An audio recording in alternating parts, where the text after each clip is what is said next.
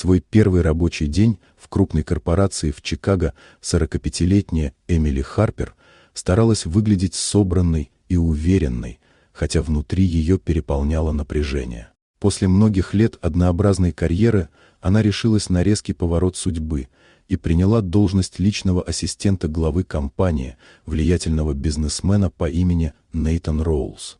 Его кабинет на верхнем этаже небоскреба открывал вид на город, который символизировал успех, но одновременно вызывал у Эмили смутную тревогу, будто прошлое снова настигало ее. Пока она раскладывала документы на массивном столе, ее внимание случайно привлекла фотография в темной рамке.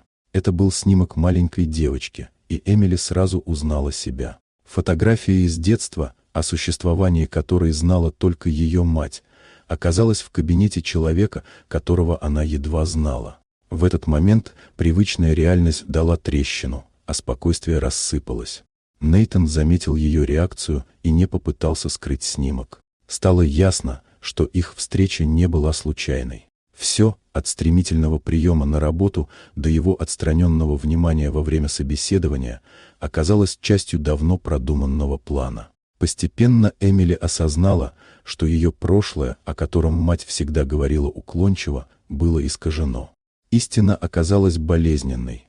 Нейтан был человеком, который когда-то любил ее мать и ушел не по собственной воле, а ради будущего, которое ему позволили построить ценой разлуки.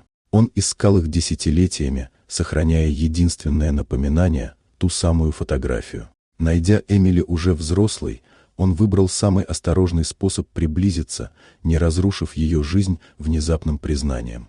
В тот день в офисе в Чикаго сошлись две судьбы, разделенные страхом, жертвой и молчанием. Для Эмили это стало не концом, а началом переосмысления собственной истории и возможностью восстановить утраченную часть себя.